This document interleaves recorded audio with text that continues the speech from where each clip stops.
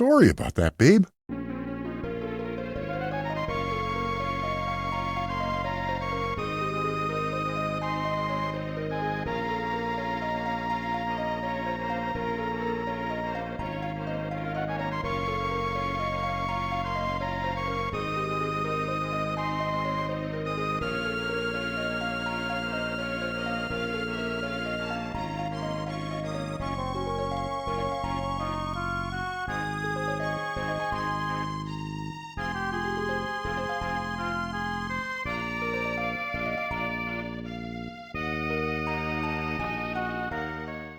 After recently finishing up and very much enjoying the 7th Saga, I decided to dig a little deeper into the backlog, and I discovered that the 7th Saga had a sequel. Sort of. Mystic Ark, which was released only in Japan, is the pseudo-sequel to the 7th Saga, borrowing many looks, feels, and ideas from the 7th Saga, as well as Brain Lord, which I still need to play and cover. Mystic Ark was actually very close to coming out in America, being teased as the 7th Saga II in a few video game magazine publications, but ultimately it didn't make its way stateside. For the purpose of this review and playthrough, I played Mystic Ark on my Mr. FPGA utilizing the translation patch by Aeon Genesis, which, by the way, I felt the translation was pretty good. Although at times it was a bit slangy, with a bit of swearing, which is kind of immersion breaking, but all in all it was pretty good. So, did Mystic Ark live up to my lofty expectations that were set from the 7th Saga? Mystic Ark is a single-player, turn-based, sometimes random encounter-style JRPG with puzzle and exploration elements. Developed by Produce and published by Enix, released in Japan on July 14th of 1985, so a bit of a later title. I want to point out that there are various translations, so naming conventions of characters, NPCs, and towns may differ, but I'll do my best to be inclusive. The story. The game starts with you either choosing the main character to be a boy named Reamer or Lemel, see, we're already 7th Sagaing, or a girl named Ferris or Phyllis. Or of course you could do what I did, where I picked a boy and I just named him Razor. Your hero awakens in a mysterious temple on a desolate island. In order to properly make it home, your character needs to traverse many different worlds that can be accessed from the temple, while acquiring all of the arcs inside of them. Throughout your journey you'll be able to use different characters who were turned into figurines and captured from their worlds. Of course, with some varying levels of usage in terms of roadblocks via plot points and advancements. The worlds themselves have many different storylines and plots for you to enjoy on your own, but before I get into the technical breakdown, I wanted to quickly shout out the different characters. You have Misia the Priestess, who is the primary healer, and I pretty much always had her in my party. Miriam the Witch, who is a more balanced spellcaster specializing in fire. Honestly, I didn't use her at all. Kamawu the Ogre, similar to Legis from the 7th Saga. Also didn't use him. Rishin the Grappler, who is a strong melee character. I used her a bit. Lux the Tetsujin, pretty self-explanatory as far as the 7th Saga tie in there. I used Lux for a bit in this game as well.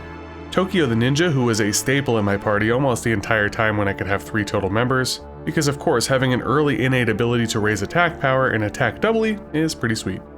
Graphics. Graphically, Mystic Ark is pretty stunning. Much like with the 7th Saga, a lot of the battle scenes and enemy sprites are a sight to behold. A cool feature is that depending on your weapons, your character sprites will yield whatever weapon that is. Although gone is the cool overworld battle transition Mode 7 graphics from the 7th Saga, there's still plenty good here graphically. There's a bunch of shading and coloring given to the game to enhance detail, some cool cutscenes throughout, very detailed environmental interaction puzzle segments, nice backdrops, and the graphics really help nail down that differing world feel as you play the game, giving each area its own life. I really don't have anything bad to say about the graphics. I mean, take a look. For a JRPG, they're pretty sweet. This is, in my opinion, the second best technical aspect that Mystic Ark has. Music and sound. This is by far the best technical aspect of Mystic Ark. In fact, it's so good that I was really taken back by it. It blew me away. Composer Akihiko Mori and his team did a wonderful job here. I was actually shocked looking at his works that he didn't have some more bangers. I mean, sure, he worked on stuff like Wonder Project J, Shien's Revenge, a Doraemon game on the PlayStation, but many of his works seem to stay in Japan, and I couldn't really find a super big game on the list. And when you listen to Mystic Ark, you'll pretty much quickly realize that this is probably the banger that he came up with. I also wanted to mention that sadly Akihiko passed away from cancer in 1998, possibly playing into the overall lack of notable works. The soundtrack to Mystic Ark itself is enormous. It features tracks that hit every single mark you could think of. Amazing atmosphere, tracks that make you feel uneasy, happy, sad, super hyped up battle musics, yes, there's a few different ones throughout, great adventuring tunes for the overworlds. I really can't say enough good things about this. Listen to the soundtrack yourself if you have a chance, or if you play through the game, do yourself a favor and really bask in its glory. This is an incredibly underrated soundtrack and deserves to be mentioned in the top tier for the 16-bit era. But it's not just the music, the sound is great too. Sounds of your characters walking, and no, it's nothing like Lux from the 7th Saga. Breathing, ambient noise, creepy background disruptions at times, great sound effects for the battles. The sound design and composition of this game is just a sight to behold, or hear, I guess. It's simply awesome. Controls. While this is essentially another standard RPG, meaning the controls aren't super important, there are some elements of tight navigation and puzzling that require slightly above normal inputs. Things like moving boulders around are pretty easy to get the hang of. The same goes for moving your character through towns and dungeons, but one thing to note is that you sort of bounce off or around walls. This happens in some other RPGs, but always catches me off guard when it does occur. It's kind of like an in-game rerouting system for your character's walking path. It's very slight, but noticeable. I found the battle menuing to be pretty tight and concise. However, inventory management, trading items, swapping and equipping, it could all be very tedious and sloppy. Which for a game released in 1995 in Japan, you'd kind of expect some more updated and streamlined affairs there. All in all though, it's okay. Gameplay and fun factor. This is where things get a bit interesting. As mentioned, for the most part, Mystic Ark is a standard turn-based JRPG affair, but the thing that sets it apart, especially from the 7th Saga, is the introduction of puzzle elements, such as walking on paths, pushing stones, and so forth, and a first-person examination segment. Many of the items in Mystic Ark are examinable, and sometimes these items could be examined or interacted with further. Early on in my playthrough, I likened it to Shadowgate a bit, with the various ways of interacting with objects, animals, etc. in order to further advance the puzzle and game. Overall, I found the puzzle elements of Mystic Ark to be fairly standard and fair, especially for someone like me who isn't the best at puzzles, with only a handful kind of requiring above and beyond thinking. Since this is the spiritual successor to the 7th Saga, you probably want to know how the battling is. Well, it's sort of similar, but not quite. You're able to see most enemy encounters in similar fashion to the 7th Saga with the radar system. It's back. Certain dungeons don't have it, but the majority do. Also, many things like buffing spells, buffing consumables, guarding and then attacking, differing characters and their abilities, that's all still here. However, it's not quite as intricate or as demanding as the 7th Saga. For example, at some point I realized guard and then attack with my main character was fine early on, but then that strategy became outclassed about 1/3 into the game or so. Where in the 7th Saga, really that's your bread and butter all along with the buffing and magic, depending on your characters. Also, many of the battles are super sloggy, but also not quite the same as the 7th Saga, where those battles became sloggy due to the RNG and fast enemies. In Mystic Ark, oftentimes I found the enemies had a bit too much health, obviously mostly looking at the bosses. And boy, the boss fights can really drag on. Oh yeah, you'll also see many familiar enemy faces in Mystic Ark as they just straight up reuse and give enemies a new coat of paint from the 7th Saga. Also touching back to the 7th Saga, I mentioned earlier that the differing characters are back, but this time in the form of figurines.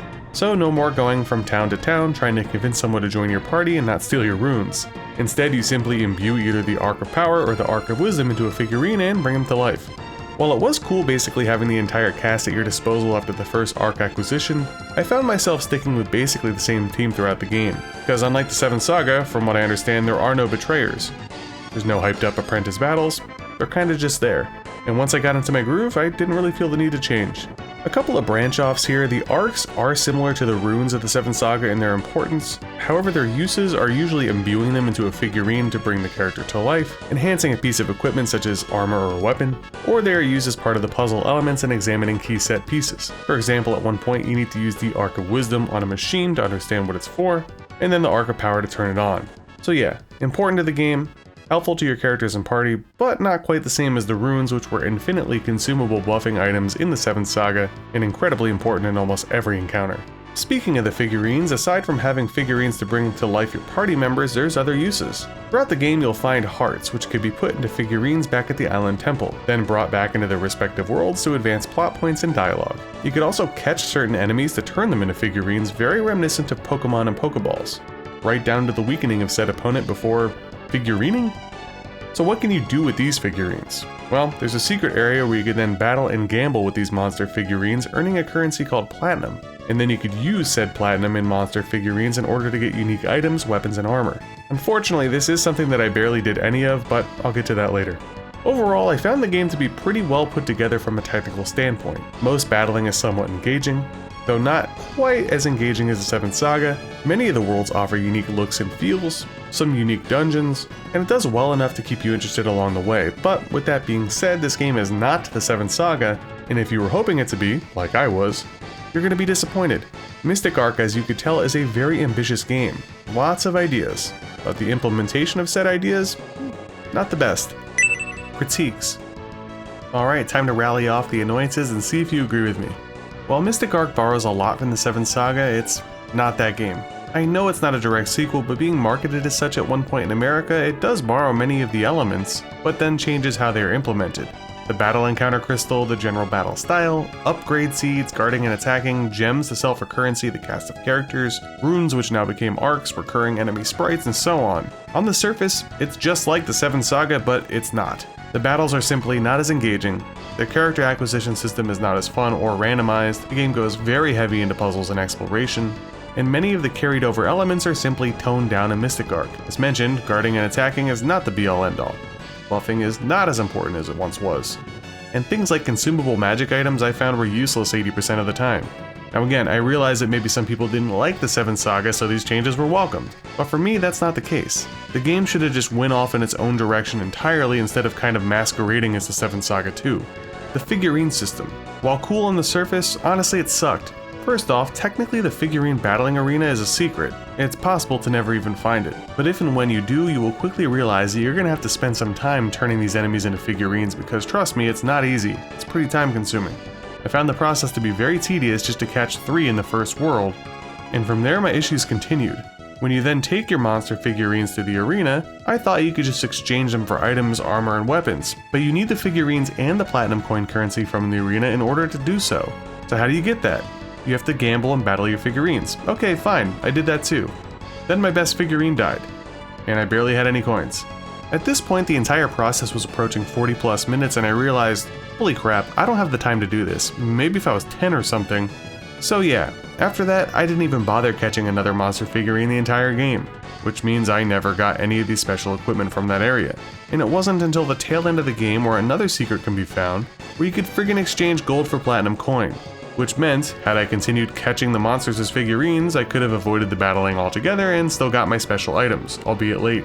This is something for you to consider if you want to play. But for me, who basically played blind, I never saw that coming. I gave up on the system, and honestly, it's still half-baked at best.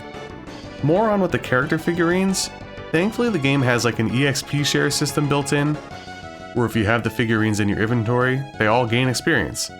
Honestly, it's great. But if your character dies, you have to go back to the temple to retrieve the figurine. Then you have to go back to your current Ark world, imbue the character with the Ark once again, making for a pretty annoying process.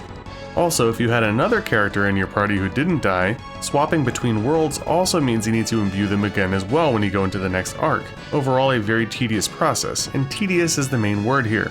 My god, is this game tedious. This is by far the worst aspect of Mystic Ark. If you like fetch quests, lots of them, event triggers, lots of them, constant backtracking, which is still necessary even with the warp gate spell which brings you back to previously saved spots in that specific world, if you like re-imbuing arcs all the time due to world to island shrine to world trips, tedious puzzles with extra steps for no reason other than padding, annoying messages that pop up after every single screen transition like specifically in the junkyard area in the Arc Fire world, awful pacing with boring areas followed by a quick fun one, then back to boring, or a mixture of outright boring and tedious. Worlds such as the Kids World for the Ark of Wisdom come to mind. Then man, this game is for you. At first I was very understanding of the fetch quests and backtracking, but as the game went on it got worse and worse. I got to the point in the final 8-ish hours of the game where I didn't care about anything other than completing the game. Any kind of side quests or treasure chests that were out of my way? Not doing them. Just get me out of these worlds and onto something else. I can go on and on with specifics, but it would seriously turn into like a 3-hour long video and it's really not necessary. Just know that this game is tedious as all hell and downright boring in a lot of segments.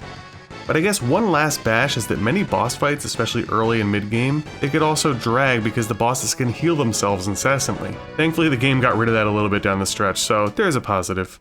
In summation, Mystic Ark was an interesting take as a spiritual successor to the 7th Saga, borrowing many elements of the game, but trying to give it its own spin such as how said elements work and the major addition of puzzles and examining. But in my opinion, Mystic Ark failed in the process.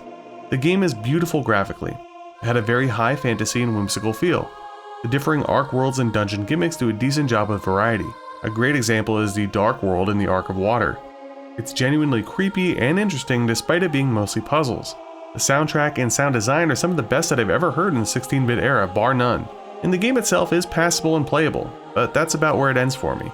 Here's that word again, but Mystic Ark is incredibly tedious, featuring far too many fetch quests, way too much backtracking and event triggers. In the worlds, while very different, they have a very flat narrative most of the time. When combined with the tedium, this makes things generally uninteresting and a chore to play through. What we have here is a pretty standard RPG, with a light coat of 7th Saga paint, some decent puzzling, and a boatload of meh. I can totally see why this game never made its way out of Japan. I give Mystic Ark on the Super Famicom a 5 out of 10. If not for the really good graphics and amazing soundtrack, I'd probably give this game a 4 or 4.5. I really don't think it does anything special enough, that's well executed of course, to divert your attention from your pre-existing backlog. Oh well, guess it's back to the 7th Saga for me. If you've enjoyed this review, please consider liking, commenting, and subscribing. If you want to check out some shorts for Mystic Ark, check out the pinned comment, description, or end screen below. Take care.